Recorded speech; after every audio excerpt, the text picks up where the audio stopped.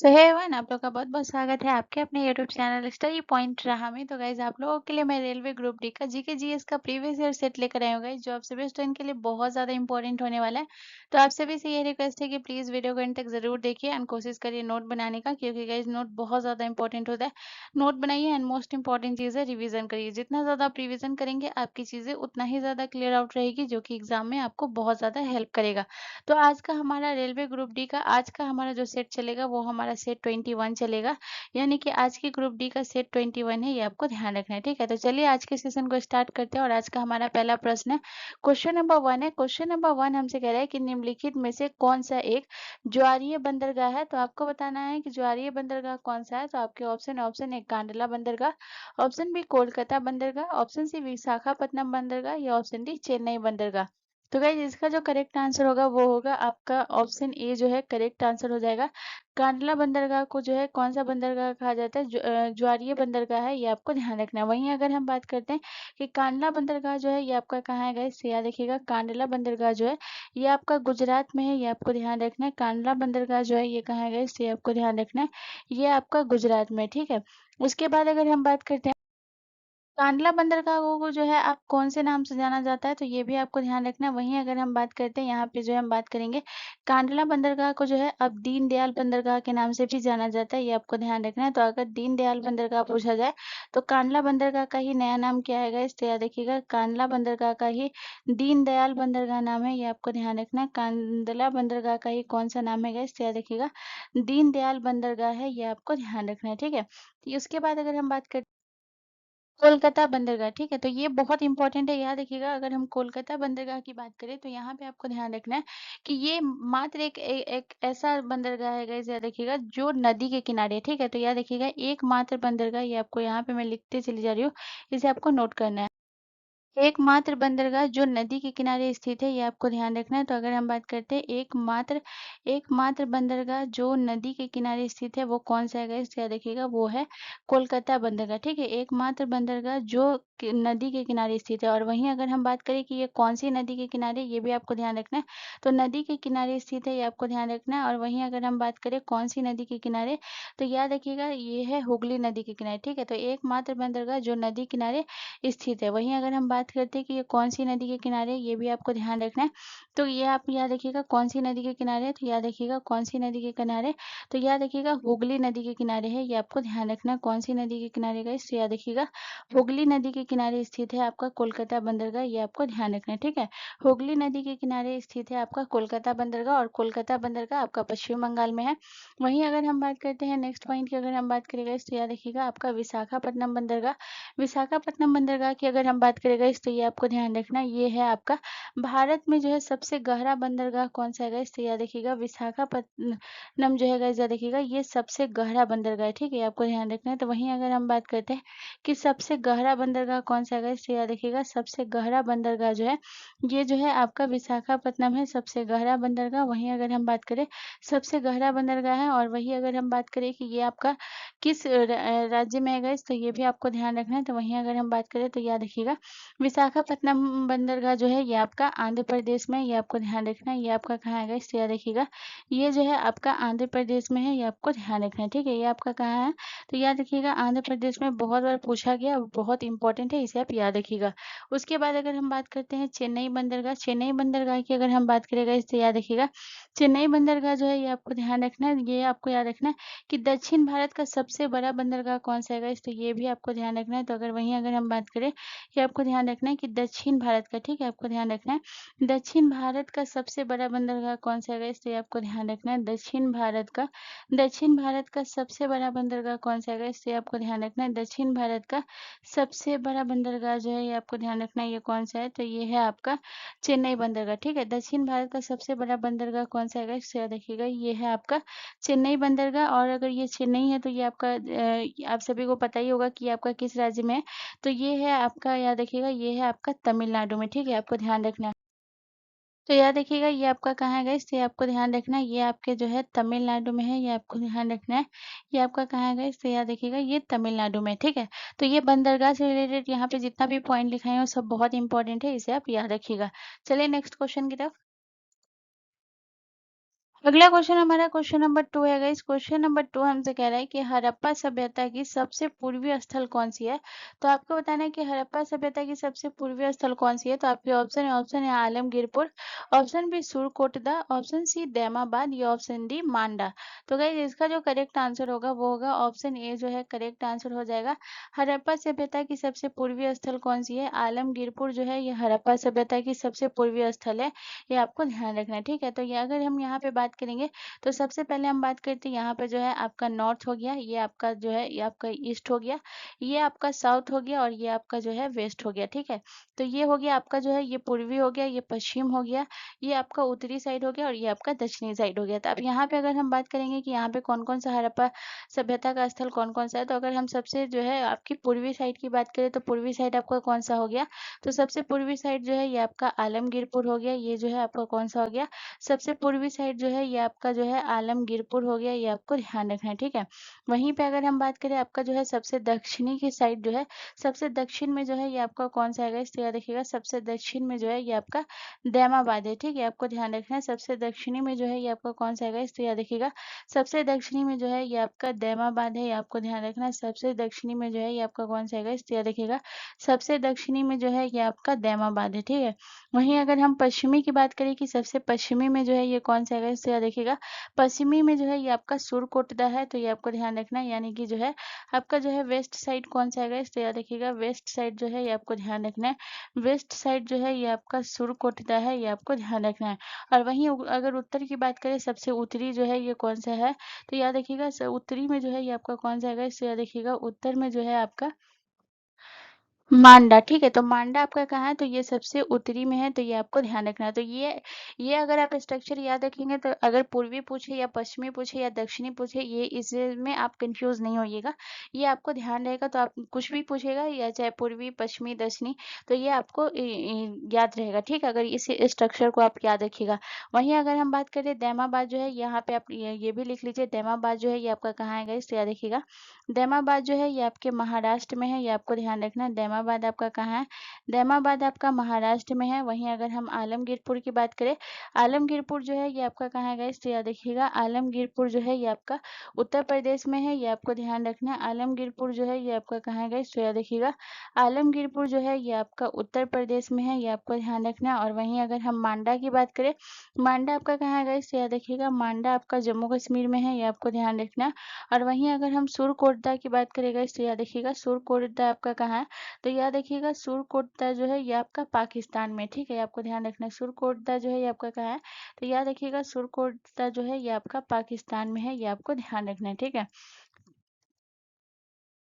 अब बात करते हैं आलमगीरपुर, ठीक है। तो आलमगीरपुर की अगर हम बात करते हैं कि इसकी खोज जो है ये आपको ध्यान रखना है। आलमगीरपुर की अगर हम बात करते हैं कि इसकी खोज जो है ये किसने की थी, तो ये भी बहुत इंपॉर्टेंट है, तो याद रखिएगा। आलमगीरपुर की खोज जो है ये यगदत्त शर्मा ने की थी, ये आपको ध्यान रखना है। आलमगीरपुर की जो खोज है ये किसने की थी गाइस, तो याद रखिएगा यगदत्त शर्मा ने जो है आलमगीरपुर की खोज की थी, ये आपको ध्यान रखना है। और वहीं अगर हम बात करें कि इन्होंने जो है आलमगीरपुर की खोज जो है यगदत्त शर्मा ने कब की थी गाइस, तो याद रखिएगा 1958 में की थी। 1958 में जो है इन्होंने खोज की थी, ये आपको ध्यान रखना है, ठीक है। चलिए नेक्स्ट क्वेश्चन की तरफ चलते हैं। अगला क्वेश्चन हमारा क्वेश्चन नंबर 3 है गाइस। क्वेश्चन नंबर 3 हमसे कह रहा है कि निम्नलिखित में से कौन दिल्ली सल्तनत का अंतिम सुल्तान था। तो आपको बताना है कि दिल्ली सल्तनत का अंतिम सुल्तान कौन सा था। तो आपके ऑप्शन है, option A Sikandar Lodi, option B Muhammad bin Tughlaq, option C Ibrahim Lodi या ऑप्शन डी फिरोज शाह तुगलक। तो गाइस इसका जो करेक्ट आंसर होगा वो होगा ऑप्शन सी जो है करेक्ट आंसर हो जाएगा।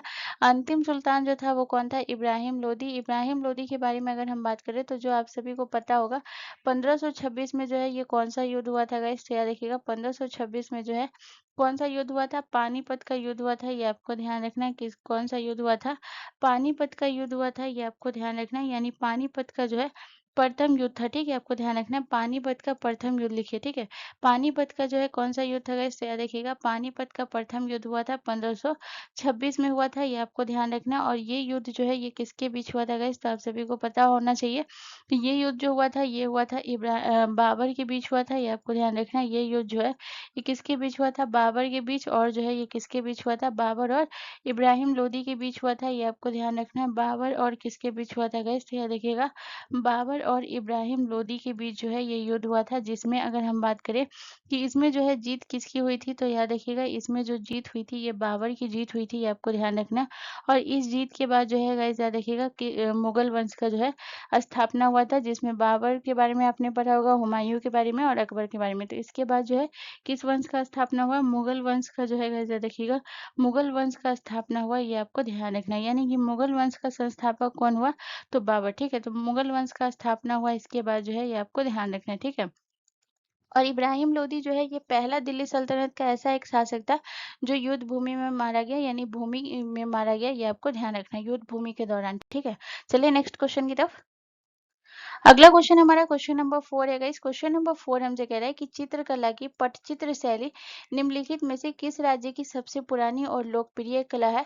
तो पटचित्र शैली जो है गाइस बहुत इंपॉर्टेंट है, ये आपको बताना है। पटचित्र शैली ये जो है किस राज्य की सबसे पुरानी और लोकप्रिय कला है, तो आपके ऑप्शन है, ऑप्शन ए आंध्र प्रदेश की, ऑप्शन बी ओडिशा की, ऑप्शन सी हिमाचल प्रदेश की, या ऑप्शन डी राजस्थान की। गाइस इसका जो करेक्ट आंसर होगा वो होगा ऑप्शन बी, जो है करेक्ट आंसर हो जाएगा गाइस। ये आपको ध्यान रखना है, पटचित्र शैली जो है ये किस राज्य की जो है सबसे पुरानी और लोकप्रिय शैली है, तो ओडिशा की है। तो ऑप्शन बी हमारा करेक्ट आंसर हो जाएगा। वहीं अगर हम बात करते हैं कि पटचित्र शैली जो है गाइस, यहाँ इसके बारे में अगर हम बात करें पटचित्र शैली के बारे में, तो सबसे इंपॉर्टेंट याद रखिएगा ये जो है, याद रखिएगा ये जो चित्रकला है ये किस पे होता है, तो ये आपको ध्यान रखना है। ये जो चित्रकला है पटचित्र शैली जो है, ये चित्रकला जो है ये किस पे होती है गाइस, इससे आपको ध्यान रखना है। ये चित्रकला जो है आपको ध्यान रखना है, ये चित्रकला जो है ये किस पे होती है गाइस, तो याद रखिएगा ये होता है आपके, ध्यान रखना है, पट्टों पर। और जो है याद रखिएगा पट्टों और जो है याद रखिएगा किस पे होता है, पट्टों और जो है गाइस याद रखिएगा कपड़ों पर जो है ये चित्रकला की जाती है। आपको ध्यान रखना है पट्टों और कपड़ों पर जो है ये चित्रकला की जाती है। पट्टों उसको कहते हैं जो तार का बना होता है, उस पे ये जो है चित्र की जाती है, ये आपको ध्यान रखना। वहीं अगर हम बात करते हैं गाइस, तो ये आपको ध्यान रखना है कि ओडिशा के जो है गाइस याद रखिएगा ओडिशा की कुछ कला के बारे में बात करें, चित्रकला के बारे में, तो जैसे ढोकरा कला, ढोकरा कला जो है ये कहाँ का है गाइस, तो ये भी आपको ध्यान रखना है। वहीं अगर हम बात करें गाइस, तो ये आपको ध्यान रखना है कि ढोकरा कला जो है ये आपको ध्यान रखना है ये कहाँ का है, तो ये आपको ध्यान रखना है ये आपके ओडिशा का है। उसके अलावा अगर हम बात करें गाइस, तो ये आपको ध्यान रखना है तलपत्र चित्रकला जो है ये कहाँ का है गाइस, तो ये आपको ध्यान रखना है तलपत्र चित्रकला। ठीक है, आपको ध्यान रखना है। तो तलपत्र चित्रकला जो है ये कहाँ का है, तो ये भी आपके ओडिशा का है। बहुत इंपॉर्टेंट है, जितना भी पॉइंट लिखा रही हूँ नोट करते हुए चलिएगा, बहुत इंपॉर्टेंट है। ठीक है, तलपत्र चित्रकला। उसके बाद जो है एक और आप याद रखिएगा, अगर हम बात करें तो ये आपको ध्यान रखना है कि बांग्ला कला, बांग्ला कला जो है ये कहाँ का है गाइस, तो ये आपको ध्यान रखना है बांग्ला किला जो है ये आपको ध्यान रखना है बंगला। ठीक है, आपको ध्यान रखना है बंगला जो है ये कहाँ का है गाइस, तो ये आपको ध्यान रखना है। अगर हम बात करते हैं बंगला कला जो है ये कहाँ का है गाइस, तो ये आपको ध्यान रखना है बंगला कला जो है ये भी आपके जो है ओडिशा का है, ये आपको ध्यान रखना है। ठीक है, चलिए नेक्स्ट क्वेश्चन की तरफ। अगला क्वेश्चन हमारा क्वेश्चन नंबर 5 है गाइस। क्वेश्चन नंबर 5 कह रहा है कि निम्नलिखित में से किस समिति का संबंध गरीबी से नहीं है। तो आपसे पूछ रहा है कि कौन सा निम्नलिखित में से कौन सा समिति है जिसका संबंध जो है ये गरीबी से नहीं है। तो आपके ऑप्शन है, ऑप्शन ए रंगराजन समिति, ऑप्शन बी सुरेश तेंदुलकर समिति, ऑप्शन सी अशोक मेहता समिति, या ऑप्शन डी लकड़वाला समिति। तो गाइस इसका जो करेक्ट आंसर होगा वो होगा ऑप्शन सी, जो है करेक्ट आंसर हो जाएगा। अशोक मेहता समिति जो है ये जो है गरीबी से संबंधित नहीं है, ये किससे संबंधित है गाइस, तो ये आपको ध्यान रखना है। ये अशोक मेहता समिति जो है ये पंचायती से संबंधित है। ठीक है, पंचायती राज व्यवस्था से जो संबंधित है, पंचायती राज व्यवस्था से संबंधित कौन सा है गाइस, तो ये आपको ध्यान रखना है। अशोक मेहता समिति जो है ये किससे है, तो गाइस तो याद रखिएगा ये पंचायती राज व्यवस्था से संबंधित है, ये आपको ध्यान रखना है। ठीक है, यानी कि पंचायती राज व्यवस्था में सुधार के लिए जो है कौन सी समिति है, ये है, आपको ध्यान रखना है। पंचायती राज व्यवस्था में सुधार के लिए जो है अशोक मेहता समिति है। वहीं अगर हम बात करते हैं कि अशोक मेहता समिति का अगर हम बात करते हैं गाइस किसका जो है, इस समिति का अगर हम बात करते हैं कि इसका जो है गठन कब किया गया था, तो ये भी पूछा जाता है, ये आपको ध्यान रखना है। तो अशोक मेहता समिति का जो गठन किया गया था गाइस, ये आपको ध्यान रखना है, ये किया गया था 1977 में जो है इसका गठन किया गया था। अशोक मेहता समिति का गठन जो है ये कब किया गया था, 1977 में किया गया था। और याद रखिएगा ये जो समिति थी ये कैसी समिति थी, तो अशोक मेहता समिति पंचायती राज से था, लेकिन जो है इस समिति को नहीं अपनाया गया। मतलब इस समिति की जो सिफारिश थी द्विस्तरीय पंचायती राज व्यवस्था का था। तो इस ये समिति का जो है ये क्या था गाइस, तो याद रखिएगा इस समिति का जो है ये क्या रहता था गाइस, याद रखिएगा द्विस्तरीय था। ठीक है, द्विस्तरीय था, ये आपको ध्यान रखना। और बलवंत राय मेहता समिति को अपनाया गया था क्योंकि वो त्रिस्तरीय था, ये आपको ध्यान रखना है। तो ये द्विस्तरीय था, ये आपको ध्यान रखना है। ठीक है, अब बात करते हैं गाइस, रंगराजन समिति हो गया, उसके बाद जो है सुरेश तेंदुलकर समिति हो गया और लकड़वाला समिति। इन तीनों समिति का संबंध जो है ये गरीबी से है। तो अगर हम सबसे पहले अगर हम बात करते हैं कि यहाँ पे अगर हम बात करेंगे गाइस, ये आपको ध्यान रखना है कि लकड़वाला समिति का अगर हम बात करते हैं कि इसका भी संबंध जो है ये गरीबी से है, लेकिन सबका गठन जो है ये अलग-अलग समय पे हुआ था। तो अगर हम बात करते हैं कि लकड़वाला समिति का गठन जो है ये कब किया गया था गाइस, तो याद रखिएगा इसका गठन हुआ था 1993 में जो है लकड़वाला समिति का गठन हुआ था, ये आपको ध्यान रखना है, ठीक है। वहीं अगर हम बात करते हैं गाइस, तो ये आपको ध्यान रखना है, ये जो है आपका सुरेश तेंदुलकर समिति की अगर हम बात करें, सुरेश तेंदुलकर समिति की अगर हम गठन की बात करते हैं, इसका भी संबंध गरीबी से है, यानी कि पॉवर्टी मेजरमेंट से है। तो अगर हम बात करते हैं कि इसका गठन जो है ये कब हुआ था सुरेश तेंदुलकर समिति का, तो हुआ था 2009 में इसका गठन हुआ था, ये आपको ध्यान रखना है। इसका गठन कब हुआ था? 2009 में। और अगर हम वही बात करते गए तो ये आपको ध्यान रखना है, अभी आपको याद रखना है रंगराजन समिति, ठीक है। तो अब हम बात करते हैं कि रंगराजन समिति जो है ये भी आपकी गरीबी से ही संबंधित थी। तो इसका गठन जो है ये कब किया गया था? तो ये तीनों का गठन जो है आप याद रखिएगा, और किससे संबंधित है ये भी आप याद रखिएगा, बहुत इंपॉर्टेंट, ठीक है। तो याद रखिएगा इसका गठन जो है ये कब किया गया था, तो ये रंगराजन समिति का गठन जो है 2014 में किया गया था, ये आपको ध्यान रखना है, ठीक है। चलिए नेक्स्ट क्वेश्चन की तरफ। अगला क्वेश्चन हमारा क्वेश्चन नंबर 6 है गाइस। क्वेश्चन नंबर 6 हमसे कह रहा है कि उस्ताद अलाउद्दीन खान निम्नलिखित में से कौन से वाद्य यंत्र से संबंधित है। तो आपको बताना है अलाउद्दीन खान जो है ये कौन से वाद्य यंत्र से संबंधित है। तो आपके ऑप्शन है, ऑप्शन ए संतूर से, ऑप्शन बी बांसुरी से, ऑप्शन सी वायलिन से, या ऑप्शन डी सरोद से। तो गाइस इसका जो करेक्ट आंसर होगा वो होगा option D is the correct answer. Alauddin Khan जो है ये कौन से वाद्य यंत्र से संबंधित है? सरोद से संबंधित है, ये आपको ध्यान रखना है। अब यहीं अगर हम अलाउद्दीन खान से रिलेटेड बहुत इंपॉर्टेंट पॉइंट बात करेंगे। सबसे पहले अगर हम बात करते हैं अलाउद्दीन खान के बारे में गाइस, तो याद रखिएगा मैहर घराना के संस्थापक कौन है, तो ये भी आपको ध्यान रखना है। तो अगर हम बात करते हैं गाइस, ये आपको ध्यान रखना है कि मैहर घराना के संस्थापक जो है ये कौन है गाइस, तो याद रखिएगा मैहर घराना के संस्थापक जो है ये हैं आपके अलाउद्दीन खान जो है ये मैहर घराना के संस्थापक हैं, ये आपको ध्यान रखना है, ठीक है। बहुत इंपॉर्टेंट पॉइंट है, इसको नोट करिएगा। उसके अलावा अगर हम बात करें तो इन्हें जो है कुछ पुरस्कार भी मिला हुआ है। तो अगर हम बात करते हैं सबसे पहले अगर हम बात करेंगे कि इन्हें जो है कौन-कौन सा पुरस्कार मिला है, तो सबसे पहले हम बात करेंगे इन्हें पद्मश्री मिला हुआ है, पद्म भूषण, पद्म विभूषण भी मिला हुआ है। तो सबसे पहले अगर हम बात करते हैं कि अलाउद्दीन खां को जो है हम बात करेंगे कि इन्हें जो है पद्मश्री कब मिला, ठीक है, ये आपको ध्यान रखना है। तो इन्हें जो है कौन-कौन सा अवार्ड मिला है, पद्मश्री मिला हुआ था। सबसे पहले अगर हम बात करते हैं पद्मश्री, तो इन्हें पद्मश्री जो मिला हुआ है वो मिला हुआ है 1975 में जो है 1975 में जो है इन्हें पद्मश्री से सम्मानित किया गया था, ये आपको ध्यान रखना है। उसके बाद अगर हम बात करें तो इन्हें पद्मश्री के बाद जो है इन्हें क्या मिला होगा, इससे याद रखिएगा। पद्मश्री के बाद जो है आपको ध्यान रखना है इन्हें पद्म भूषण मिला हुआ है, ये आपको ध्यान रखना है। पद्मश्री के बाद जो है आपको याद रखना है इन्हें पद्म भूषण मिला हुआ है। और तीसरा जो है ये कौन सा है, तीसरा आपको याद रखना है इन्हें पद्म विभूषण से भी सम्मानित किया गया, ये आपको ध्यान रखना है, ठीक है। इन्हें जो है पद्म विभूषण से भी सम्मानित किया गया। तो सबसे पहले अब हम बात करेंगे कि इन्हें जो है पद्म भूषण कब मिला, तो 1991 में जो है ऐसा देखिएगा 1991 में जो है इन्हें पद्म भूषण से सम्मानित किया गया। और वहीं अगर बात करें पद्म विभूषण की, तो 2001 में जो है इन्हें पद्म विभूषण से सम्मानित किया गया। तो ये 4 पॉइंट आपको बहुत इंपॉर्टेंट है, इनसे रिलेटेड बहुत बार एग्जाम में पूछा गया, तो ये आपको याद रखना है। पहला मेहर घराना के संस्थापक है, पद्मश्री 1975 में इन्हें मिला, पद्म भूषण 1991 में और पद्म विभूषण 2001 में। अब बात करते हैं कि सरोद वादि यंत्र से जो है कौन-कौन से संबंधित है। तो सबसे पहले आपको याद रखना है अमजद अली। अमजद अली जो है ये कौन से वाद्य यंत्र से संबंधित है गाइस, तो ये आपको ध्यान रखना है। अमजद अली जो है ये सरोद वाद्य यंत्र से संबंधित है, ये आपको ध्यान रखना है। अमजद अली हो गए।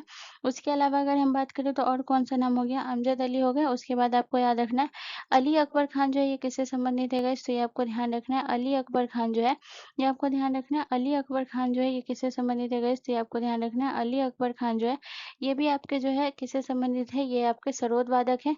उसके अलावा अगर हम बात करें गाइस, तो ये आपको ध्यान रखना है आपके जो है पंडित बिरज नारायण जो है ये किससे संबंधित है गाइस, ये आपको ध्यान रखना है पंडित बिरज नारायण, ठीक है, ये आपको ध्यान रखना है। वहीं अगर हम बात करते हैं गाइस, तो ये आपको ध्यान रखना है कि पंडित बिरज नारायण जो है ये किससे संबंधित है गाइस, ये आपको ध्यान रखना है। पंडित बिरज नारायण जो है ये आपके जो है सरोद वादी यंत्र से संबंधित है, ये आपको ध्यान रखना है, ठीक है। चलिए नेक्स्ट क्वेश्चन की तरफ। अगला क्वेश्चन हमारा क्वेश्चन नंबर 7 है गाइस। क्वेश्चन नंबर 7 हमसे कह रहा है कि निम्नलिखित में से कौन सा कप या फिर ट्रॉफी जो है भारतीय घरेलू क्रिकेट से संबंधित नहीं है, ठीक है। यानी कि क्रिकेट से जो है ये संबंधित नहीं है, ये आपको ध्यान रखना है। तो आपके option option A Ranji trophy, option B Deodhar trophy, या ऑप्शन सी दिलीप ट्रॉफी, या ऑप्शन डी डुरंड ट्रॉफी। तो गाइज रणजी ट्रॉफी भी जो है ये क्रिकेट से संबंधित है, देवधर ट्रॉफी भी संबंधित है और दिलीप ट्रॉफी भी संबंधित है।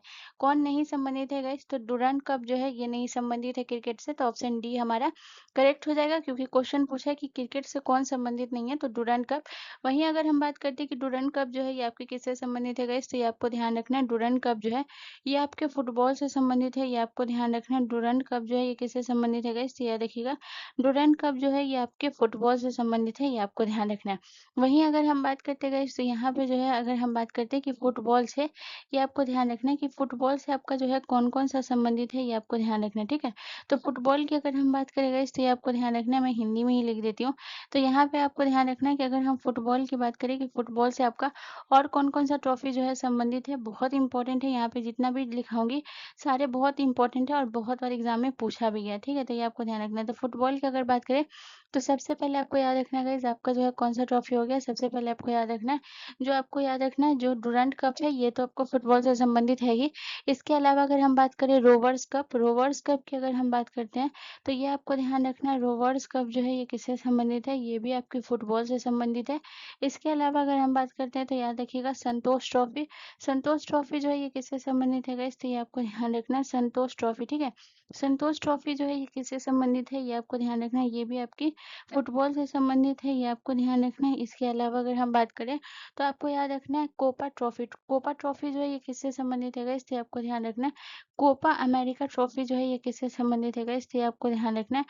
कोपा अमेरिका, ठीक है, आपको ध्यान रखना है। कोपा अमेरिका ट्रॉफी जो है ये किससे संबंधित है गाइस, तो ये आपको ध्यान रखना है, ये भी आपके जो है फुटबॉल से संबंधित है, ये आपको ध्यान रखना है। और वहीं अगर हम बात करें, तो ये आपको ध्यान रखना है। और कौन सा हो गया गाइस, तो और आपको याद रखना है नेहरू गोल्ड कप जो है ये किससे संबंधित है गाइस, तो ये आपको ध्यान रखना है। नेहरू कप जो है ये आपको ध्यान रखना है, नेहरू गोल्ड कप, ठीक है, आपको ध्यान रखना है। नेहरू गोल्ड कप जो है ये किससे संबंधित है, ये भी आपके फुटबॉल से संबंधित, ठीक है। तो इतना आपको याद रखना है। चलिए नेक्स्ट क्वेश्चन की तरफ। अगला क्वेश्चन हमारा क्वेश्चन नंबर 8 है गाइस। क्वेश्चन नंबर 8 हमसे कह रहा है कि नेपाल की अंतर्राष्ट्रीय सीमा भारत के कितने राज्यों से साझा होती है। तो आपको बताना है नेपाल की जो अंतर्राष्ट्रीय सीमा है वो भारत के कितने राज्यों से साझा होती है। तो इसका जो करेक्ट आंसर होगा वो होगा 5 राज्यों से, ठीक है। 5 राज्यों से जो है साझा होती है। अब हम बात करेंगे कौन कौन से राज्य। तो सबसे पहले अगर हम बात करें गाइस, तो ये आपको ध्यान रखना है, ये जो है अगर हम बात करते हैं ये जो है ये आपके जो है ये आपको ध्यान रखना है, ये आपके जो है भारत का मैप है। तो यहाँ पे आप थोड़ा-सा मतलब कि इसे थोड़ा आप यही समझिएगा, एकदम परफेक्ट तो नहीं बन रहा है, बट इस तरीके से आपका भारत का मैप है। तो यहाँ पे जो है ये आपका क्या है, यहाँ पे आपका नेपाल है, ठीक है। तो यहाँ पे जो है आपका नेपाल है। तो इस जगह जो है ये आपका कौन-कौन सा राज्य है, यहाँ पे अगर हम बात करेंगे कि कौन-कौन सा सीमा लगता है, तो सबसे पहले टोटल 5 राज्य हैं। सबसे पहले अगर बात करें तो आपका कौन-सा है गाइस, तो यहाँ पे अगर हम बात करें, तो सबसे पहले जो है ये आपका कौन-सा है गाइस, तो याद रखिएगा सबसे पहले आपको ध्यान रखना है पहला राज्य आपका कौन-सा आएगा। यहाँ पे जो है आपका उत्तराखंड है, ठीक है। पहला जो है राज्य कौन-सा आएगा गाइस, तो याद रखिएगा पहला जो राज्य है ये आपका जो है उत्तराखंड है, ये आपको ध्यान रखना है, पहला जो है उत्तराखंड है। वहीं अगर हम दूसरा बात करें, दूसरा आपका कौन-सा राज्य है गाइस, तो उत्तराखंड के बाद जो है यहाँ पे आपका कौन-सा राज्य है, यहाँ पे आपका जो है उत्तर प्रदेश है। उत्तराखंड के बाद जो है आपका कौन-सा राज्य है गाइस, तो याद रखिएगा उसके बाद जो है आपका उत्तर प्रदेश है। और उसके बाद अगर हम बात करें तीसरा जो है ये कौन-सा है, उत्तर प्रदेश के बाद जो है बिहार है गाइस, याद रखिएगा उत्तर प्रदेश के बाद जो है ये आपका कौन-सा राज्य है, उत्तर प्रदेश के बाद बिहार है। उसके बाद अगर बिहार के बाद बात करें चौथा जो है ये कौन-सा राज्य है, बिहार के बाद जो है गाइस देखिएगा यहाँ पे जो है आपका सिक्किम है। यहाँ पे जो है आपका क्या है गाइस, तो याद रखिएगा यहाँ पे आपका जो है सिक्किम है। और सिक्किम के बाद जो है आपका कौन-सा है गाइस, तो याद रखिएगा सिक्किम है। और उसके बाद जो है 5वां आपका कौन-सा राज्य हो गया, पश्चिम बंगाल, ठीक है। पश्चिम बंगाल का भी सीमा लगता है नेपाल से। तो ये टोटल 5 राज्य हैं, ये आपको ध्यान रखना है।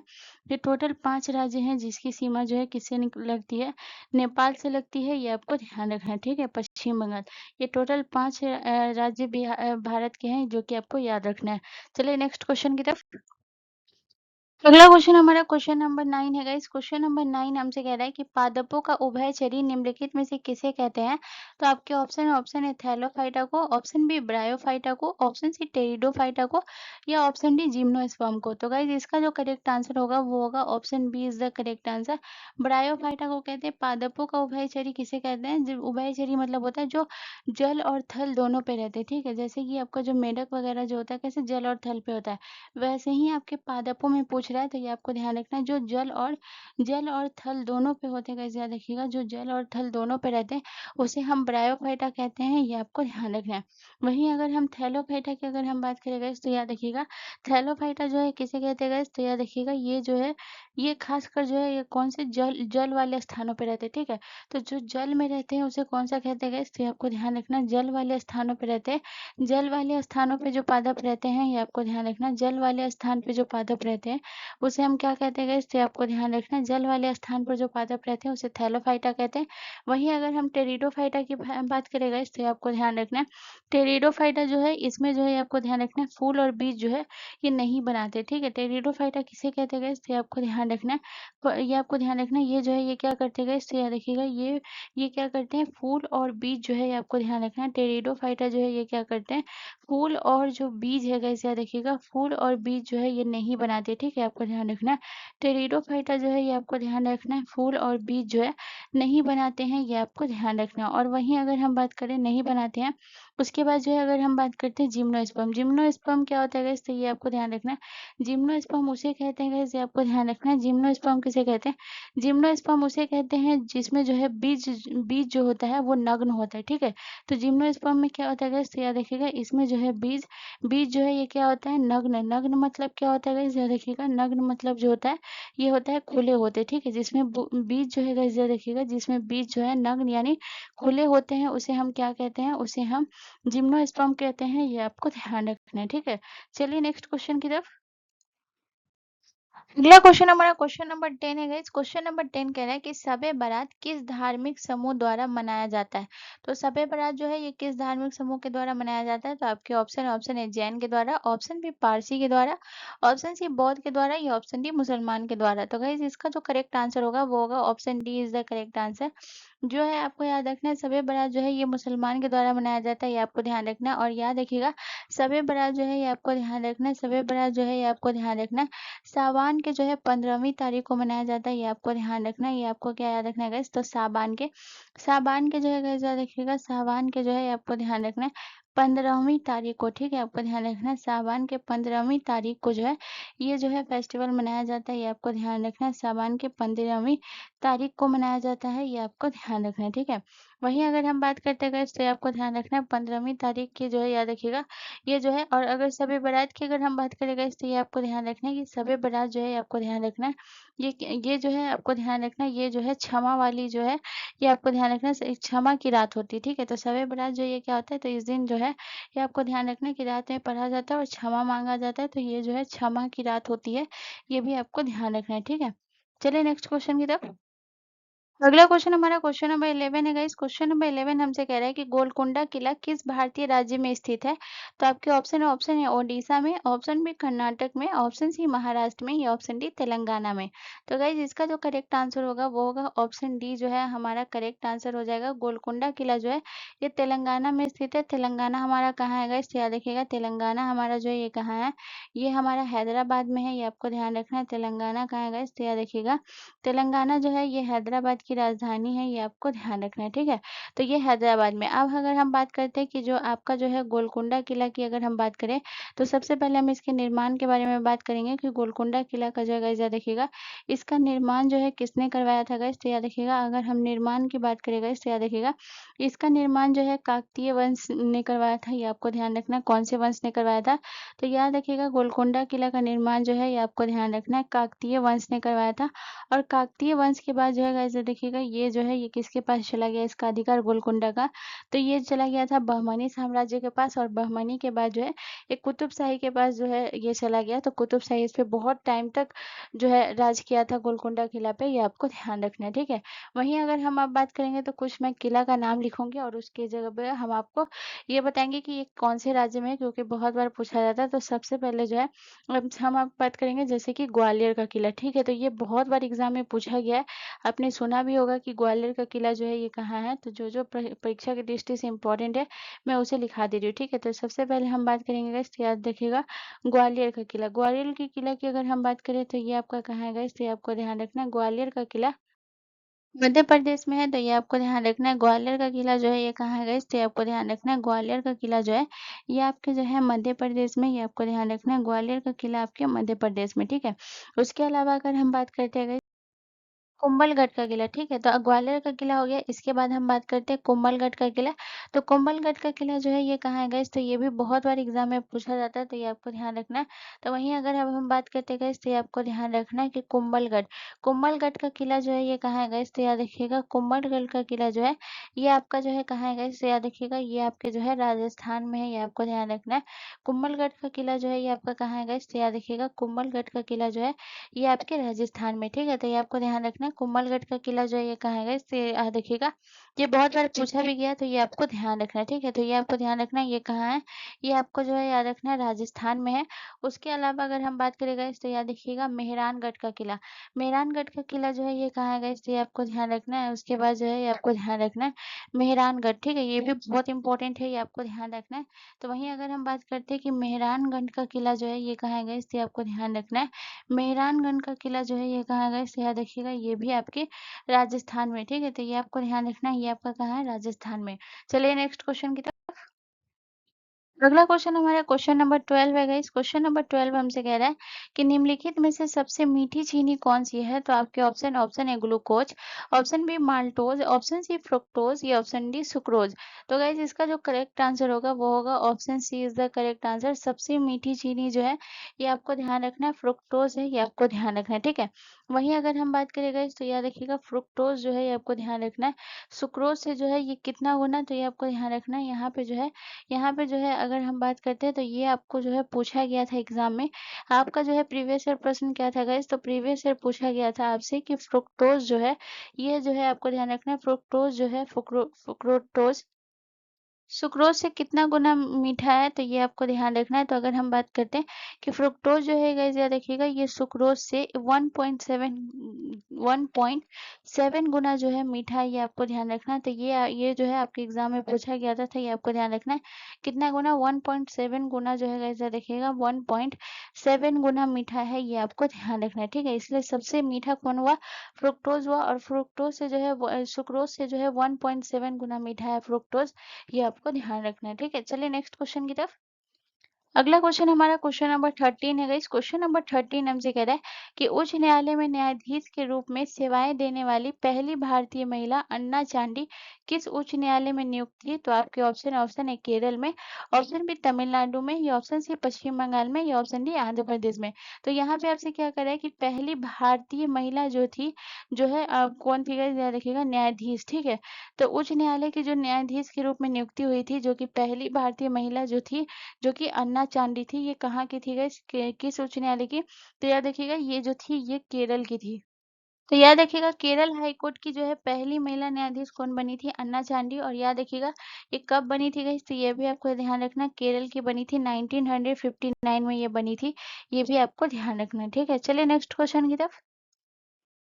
अगला क्वेश्चन हमारा क्वेश्चन नंबर 14 है गाइस। क्वेश्चन नंबर 14 हमसे कह रहा है कि निम्नलिखित में से किस युद्ध को भारत में ब्रिटिश राज की औपचारिक शुरुआत माना जाता है। तो यहाँ पे पूछ रहा है कि औपचारिक शुरुआत, ठीक है। औपचारिक शुरुआत पूछ रहा है, तो इसका करेक्ट आंसर क्या होगा, वांडीवास का युद्ध, या ऑप्शन बी प्रथम कर्नाटक युद्ध, या ऑप्शन सी बक्सर का युद्ध, या ऑप्शन डी प्लासी का युद्ध। तो जब भी अगर शुरुआत की अगर बात करें तो वो हो जाएगा प्लासी का युद्ध, और अगर बोले कि पूर्ण रूप से जो है ब्रिटिश राज की जो है ये हुई थी तो वो बक्सर के युद्ध में हुई थी। तो ऑप्शन यहाँ पे जो है डी करेक्ट हो जाएगा। जब पूर्ण तरीके से पूछा जाए तो वो बक्सर का युद्ध हो जाएगा, ठीक है। और जब शुरुआत पूछे तो वो प्लासी का युद्ध था। प्लासी का युद्ध की अगर हम बात करें तो ये युद्ध जो है ये कब हुआ था गाइस, याद रखिएगा प्लासी का 23 जून 1757 को हुआ था, तो ये आपको ध्यान रखना है कि प्लासी का युद्ध जो है ये कब हुआ था गाइस, तो ये आपको ध्यान रखना है। प्लासी का युद्ध जो है ये आपको ध्यान रखना है 23 जून 1757 को जो है आपको ध्यान रखना है। 23 जून 1757 को जो है प्लासी का युद्ध हुआ था, ये आपको ध्यान रखना है। ये युद्ध जो हुआ था ये किसके बीच हुआ था, ईस्ट इंडिया कंपनी के बीच, और जो है कौन था, बंगाल का नवाब जो था गाइस, ये देखिएगा सिराजुद्दौला, ठीक है। सिराजुद्दौला के बीच जो है ये आपको ध्यान रखना है, सिराजुद्दौला के बीच जो है ये युद्ध हुआ था, ये आपको ध्यान रखना है, ठीक है। सिराजुद्दौला जो है ये बंगाल का नवाब था, ये आपको ध्यान रखना है, ठीक है। इसमें जो है जीत किसकी हुई थी गाइस, याद रखिएगा ईस्ट इंडिया कंपनी की जो है जीत हुई थी, ये आपको ध्यान रखना है, ठीक है। और इसमें जो है सिराजुद्दौला के जो है सेना मंत्री जो थे, उन्होंने ही इनको गद्दारी दिया था, इस वजह से जो है ये हार गए थे, ये आपको ध्यान रखना है। अब यहाँ पे जो है प्लासी के युद्ध से जो है सबसे इम्पोर्टेंट क्या पूछा जाता है, तो ये आपको ध्यान रखना है। प्लासी के युद्ध के समय जो है पूछा जाता है कि गवर्नर उस समय का कौन था।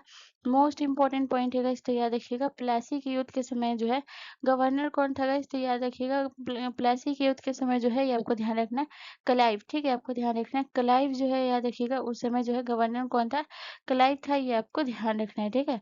चलिए नेक्स्ट क्वेश्चन की तरफ। अगला क्वेश्चन हमारा क्वेश्चन नंबर 15 है गाइस। क्वेश्चन नंबर 15 हमसे कह रहा है कि निम्नलिखित में से कौन अकबर के 9 रत्नों में से एक था। तो आपको बताना है कि अकबर के 9 रत्नों में से एक कौन था। तो आपके ऑप्शन ऑप्शन है स्वामी हरिदास, ऑप्शन बी पुरंदर दास, ऑप्शन सी अमीर खुसरो, या ऑप्शन डी तानसेन। अब बहुत लोग अमीर खुसरो और तानसेन में जो है कंफ्यूज हो जाएंगे। तो गाइज इसका जो करेक्ट आंसर होगा वो होगा ऑप्शन डी होगा, ठीक है। तानसेन जो है अकबर के 9 रत्नों में से एक थे। अमीर खुसरो नहीं थे, अबुल फजल थे, ठीक है। तो अगर हम बात करते हैं कि यहाँ पे अगर हम बात करें कि अकबर के जो है 9 रत्नों के नाम की अगर हम बात करें कि अकबर के जो है 9 रत्न कौन कौन से थे, ये आपके लिए जानना बहुत इंपॉर्टेंट है, क्योंकि ये बहुत बार पूछा जाता है कि निम्नलिखित में से कौन है जो अकबर के 9 रत्न में थे या कौन नहीं थे।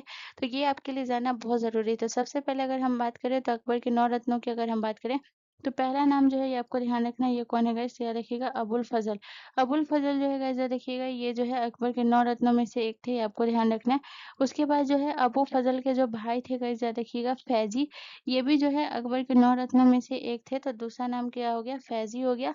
उसके बाद जो है तीसरा नाम जो है ये आपका कौन सा हो गया, तीसरा नाम जो कि आपको ऑप्शन में दिया ही हुआ है, याद रखिएगा तानसेन, ठीक है। ये अकबर के दरबार के जो है कवि थे, ये आपको ध्यान रखना है। तानसेन जो है अकबर के दरबार के कवि थे, ये आपको ध्यान रखना है। उसके अलावा अगर हम चौथा नाम की बात करें, चौथा जो थे ये कौन थे गाइस, तो याद रखिएगा ये जो है टोडरमल। टोडरमल जो है गाइस याद रखिएगा ये भी अकबर के जो है 9 रत्नों में से एक थे। तो चौथा नाम जो है ये टोडरमल हो गया।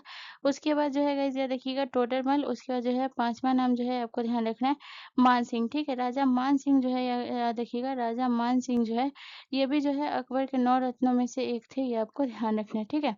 उसके अलावा अगर हम बात करें छठा नाम जो है ये किसका है, तो याद रखिएगा छठा नाम जो है ये किसका है गाइस, तो याद रखिएगा छठा नाम जो है बीरबल, ठीक है। तो यहाँ पे आपको याद रखना है छठा जो है ये कौन है गाइस, याद रखिएगा बीरबल। बीरबल भी जो है अकबर के 9 रत्नों में से एक थे, जो कि आप सभी को पता ही होगा।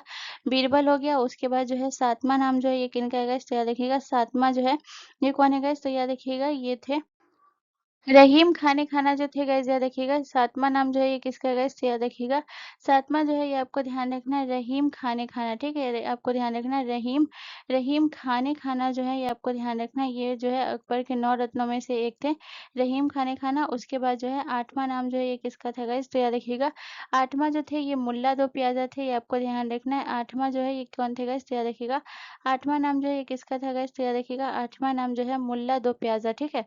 मुल्ला दो प्याजा जो थे ये भी अकबर के 9 रत्नों में से एक थे, मुल्ला दो प्याजा। उसके बाद अगर हम बात करें जो है आखिरी फ़कीर अजायुद्दीन, ठीक है। तो 9वाँ नाम जो है ये किनका था, तो गाइज़ ये भी आप लिख लीजिएगा। ये जो है अकबर के 9 रत्नों में से एक थे। तो 9वाँ जो थे वो कौन थे गाइज़, तो ये आपको नोट करते हुए चलना है, बहुत इंपॉर्टेंट है, ये आपको नोट कर लीजिएगा, मैं बार-बार बोल रही हूँ, ठीक है। तो इस 9वाँ नाम जो है वो कौन था गाइज़, तो याद रखिएगा फ़कीर अजायुद्दीन जो है गाइज़, याद रखिएगा। फ़कीर अजायुद्दीन जो है गाइज़, याद रखिएगा ये जो है अकबर के 9 रत्नों में से एक थे, ये आपको ध्यान रखना है। फ़कीर अजायुद्दीन, ठीक है, आपको ध्यान रखना है फ़कीर अजायुद्दीन जो है गाइज़, याद रखिएगा ये भी अकबर के 9 रत्नों में से एक थे, ये आपको ध्यान रखना है, ठीक है। चलिए नेक्स्ट क्वेश्चन की तरफ।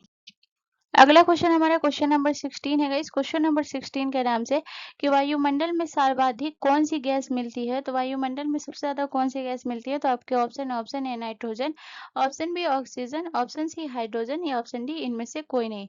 तो गाइस इसका जो करेक्ट आंसर होगा वो होगा option A is the correct answer, nitrogen. ठीक है। तो अगर हम बात करते हैं कि वायुमंडल में जो है सबसे ज्यादा गैस जो है ये कौन सी मिलती है, तो सबसे ज्यादा गैस जो है ये आपको ध्यान रखना है। यहाँ पे मैं बात करूँ तो सब सर्वाधिक की अगर हम बात करते हैं तो पहला नाम जो है ये किसका हो जाएगा, पहला जो है ये नाइट्रोजन का हो जाएगा। क्योंकि यहाँ से ये भी प्रश्न पूछा जाता है कि कितना प्रतिशत भी रहता है, तो ये भी आपके लिए इंपॉर्टेंट है। या फिर जो है दूसरा सबसे ज्यादा वायुमंडल में पाया जाने वाला कौन सा गैस है, तो ये भी आपके लिए बहुत इंपॉर्टेंट है। तो यहाँ से बहुत सारे प्रश्न बनते हैं, तो इसलिए जो है ये आपको नोट करना जरूरी है और याद रखना इसको जरूरी है। तो पहला जो हो गया वो नाइट्रोजन, दूसरा ऑक्सीजन, तीसरा जो है आपका कौन सा गैस जो है वायुमंडल में सबसे ज्यादा है, जो कि है तीसरे नंबर पे है आपका आर्गन। और चौथे नंबर पे जो है ये आपका कौन सा है गाइस, तो याद रखिएगा चौथे नंबर पे जो है ये है आपका कार्बन। और पांचवें नंबर पे जो है ये कौन सा है गाइस, तो याद रखिएगा कार्बन डाइऑक्साइड। ठीक है, आपको ध्यान रखना है। पांचवें नंबर पे जो है ये कौन सा है गाइस, तो याद रखिएगा पांचवें नंबर पे जो है ये है आपका कार्बन डाइऑक्साइड है, ये आपको ध्यान रखना है। ठीक है, कार्बन डाइऑक्साइड है। वहीं अगर हम बात करते हैं गाइस तो ये आपको ध्यान रखना है। पांचवें नंबर पे जो है ये आपका कौन सा है, नियोन है। ठीक है, तो यहाँ पे जो है मैं पांच बता रही हूँ, ये आपको ध्यान रखना है। मैं पांच ही अभी बता रही हूँ, ये आपको याद रखना है। तो नाइट्रोजन जो है ये कितना पाया जाता है वायुमंडल में, तो याद रखिएगा नाइट्रोजन जो है 78% जो है नाइट्रोजन पाया जाता है वायुमंडल में। और वहीं अगर हम ऑक्सीजन की बात करें तो ऑक्सीजन जो है ये आपको ध्यान रखना है 21% जो है ये ऑक्सीजन पाया जाता है। वहीं अगर हम आर्गन की अगर हम बात करेंगे इससे याद रखिएगा आर्गन जो है आपका 0.93% जो है ये आर्गन पाया जाता है वायुमंडल में। और वहीं अगर हम कार्बन डाइऑक्साइड की बात करें तो कार्बन डाइऑक्साइड जो है 0 पॉइंट जो है आपको ध्यान रखना है 36% जो है ये कार्बन डाइऑक्साइड पाया जाता है। और वहीं अगर हम नियॉन की बात करेंगे इससे याद रखिएगा नियॉन जो है आपका 0 पॉइंट जो है आपको याद रखना है 0.2% जो है ये आपका नियॉन पाया जाता है। ठीक है, चलिए नेक्स्ट क्वेश्चन की तरफ। अगला क्वेश्चन हमारा क्वेश्चन नंबर 17 है गाइस। क्वेश्चन नंबर 17 हमसे कह रहा है कि निम्नलिखित में से कौन सा विषय राज्य सूची का है। तो आपको बताना है निम्नलिखित में से कौन सा विषय है जो राज्य सूची का है। तो आपके ऑप्शन ए रक्षा, ऑप्शन बी मुद्रा और बैंकिंग, ऑप्शन सी संचार या ऑप्शन डी पुलिस। तो गाइज इसका जो करेक्ट आंसर होगा वो होगा option D is the correct answer. राज्य सूची का विषय जो है ये पुलिस है, ये आपको ध्यान रखना है। इसके अलावा जो है आपका जो है आपको ध्यान रखना है रक्षा हो गया, या फिर बैंकिंग हो गया, या फिर आपका जो है संचार। ठीक है, ये तीनों जो है ये आपके कौन से विषय का हो गया, तो ये तीनों जो है आपका संघ सूची का विषय हो गया। ये आपको ध्यान रखना है ये तीनों जो है कौन से सूची का विषय हो गया, ये आपके जो है संघ सूची का विषय हो गया, ये आपको ध्यान रखना है। ठीक है, और जो है पुलिस जो है ये आपके राज्य सूची का है। वहीं अगर हम राज्य सूची की अगर हम बात करें तो दो तीन इंपॉर्टेंट लिखा रही हूँ जो कि पूछा जाता है एग्जाम में, तो ये आपको ध्यान रखना है। तो वहीं अगर हम राज्य सूची की बात करें तो राज्य सूची से जो है आपका कौन कौन सा जो है राज्य सूची है, तो पहला हो गया पुलिस हो गया, दूसरा आपको याद रखना है कृषि, कृषि जो है ये अभी आपके राज्य सूची का विषय है। वहीं अगर हम बात करें गाइस तो ये आपको ध्यान रखना है भूमि प्रशासन, भूमि प्रशासन जो है गाइस याद रखिएगा ये भी आपके जो है राज्य सूची का विषय है, ये आपको ध्यान रखना है। भूमि प्रशासन जो है ये आपको ध्यान रखना है, भूमि प्रशासन ये भी आपके जो है राज्य सूची का विषय है, ये आपको ध्यान रखना है। उसके अलावा अगर हम बात करें तो ये आपको ध्यान रखना है सार्वजनिक व्यवस्था, सार्वजनिक व्यवस्था जो है आपको ध्यान रखना है, सार्वजनिक व्यवस्था जो है ये आपको ध्यान रखना है, ये भी आपके जो है राज्य सूची का विषय है, ये आपको ध्यान रखना है। सार्वजनिक व्यवस्था जो है आपको ध्यान रखना है, राज्य सूची का विषय। वहीं अगर हम बात करते हैं कि राज्य सूची में जो है टोटल कितने विषय को शामिल किया गया है, तो ये आपको ध्यान रखना है राज्य सूची में जो टोटल जो है ये आपको ध्यान रखना है 61 विषय को जो है शामिल किया गया है, ये आपको ध्यान रखना है। ठीक है, राज्य सूची में जो है टोटल 61 विषय को शामिल किया गया है। चलिए नेक्स्ट क्वेश्चन की तरफ। अगला क्वेश्चन हमारा क्वेश्चन नंबर 18 है गाइस। क्वेश्चन नंबर 18 हमसे कह रहा है कि आलू में ब्लैक हार्ट का कारक कौन है। तो आपके ऑप्शन है तांबे की कमी, ऑप्शन बी ऑक्सीजन की कमी, ऑप्शन सी पोटेशियम की कमी या ऑप्शन डी इनमें से कोई नहीं। तो गाइस इसका जो करेक्ट आंसर होगा वो होगा option B is the correct answer. आलू में ब्लैक हार्ट का कारण जो होता है ये ऑक्सीजन की कमी होती है, ये आपको ध्यान रखना है। यानी कि ऑक्सीजन की कमी जब आलू का बहुत ज्यादा गर्मी या बहुत ज्यादा आप जो है कम ऑक्सीजन वाले वातावरण में आप रखिएगा तो वहां यहाँ पे जो है ये आलू क्या हो जाता है, आलू के अंदरूनी भाग में जो है आप देखते होंगे काला या फिर जो है गहरे भूरे रंग का हो जाता है। तो इसका यही कारण है। वहीं अगर हम बात करें तो अगर हम बात करते हैं कि आलू का जो है ये आपको ध्यान रखना है, आलू का जो है कितना तापमान होना चाहिए। आलू को रखने के लिए जो है अगर हम बात करते हैं तापमान, आलू का तापमान जो है कितना होना चाहिए जब आपको आलू रखना है जो खराब नहीं होगा। तो आलू का तापमान की अगर हम बात करें गाइस तो ये आपको ध्यान रखना है जो है 5 से 10 डिग्री के सेल्सियस पे आपको रखना होगा। ये आपको ध्यान रखना है कितना पे, 5 से 10 डिग्री के सेल्सियस पे, ठीक है। चलिए नेक्स्ट क्वेश्चन की तरफ। अगला क्वेश्चन हमारा क्वेश्चन नंबर 19 है गाइस। क्वेश्चन नंबर 19 कह रहा है कि किस अधिनियम ने भारत में पृथक निर्वाचन मंडल का आरंभ किया है। तो आपके ऑप्शन ए पीट इंडिया अधिनियम 1784, या ऑप्शन बी रेगुलेटिंग अधिनियम 1773, या ऑप्शन सी भारतीय परिषद अधिनियम 1909, या ऑप्शन डी चार्टर अधिनियम 1833। तो गाइस इसका जो करेक्ट आंसर होगा वो होगा option C is the correct answer. भारतीय परिषद अधिनियम जो है गाइस देखिएगा 1909, ये जो है पृथक निर्वाचन मंडल का आरंभ किया था, यानी मुस्लिमों के लिए अलग निर्वाचन मंडल का जो है आरंभ किया था कौन, भारतीय परिषद अधिनियम 1909, ठीक है। चलिए नेक्स्ट क्वेश्चन की तरफ। अगला क्वेश्चन हमारा क्वेश्चन नंबर 20 है। इस क्वेश्चन नंबर 20 हमसे कह रहा है कि वायु दाब में अचानक आने वाली कमी निम्न में से किसका सूचक होती है। तो आपके ऑप्शन ए तूफानी मौसम का, या ऑप्शन बी स्वच्छ मौसम का, या ऑप्शन सी वर्षा मौसम का, या ऑप्शन डी इनमें से कोई नहीं। तो वायु दाब में अचानक आने वाली कमी जो है ये किसका सूचक होती है, तूफानी मौसम का होती है। तो ऑप्शन ए जो है हमारा करेक्ट आंसर हो जाएगा, ठीक है। तो आपका जो है रेलवे ग्रुप डी का जो आज का हमारा सेट था, सेट 21 था, ये यहीं कंप्लीट होता है। यहाँ से रिलेटेड अगर आपको कोई भी कंफ्यूजन, कोई भी दिक्कत, कोई भी परेशानी है तो आप मुझसे कमेंट करके ज़रूर पूछ सकते हैं, मैं उसका ज़रूर रिप्लाई करूंगी। एंड मोस्ट इंपॉर्टेंट चीज़ है गाइस, ये वीडियो आपके लिए थोड़ा सा भी इन्फॉर्मेटिव रहा, थोड़ा सा भी हेल्प किया तो प्लीज़ प्लीज़ मेरे चैनल को जरूर सब्सक्राइब कर लीजिएगा। एंड प्लीज़ बेल आइकन पे जरूर क्लिक कर लीजिएगा। मिलते हैं नेक्स्ट वीडियो में गाइस, धन्यवाद।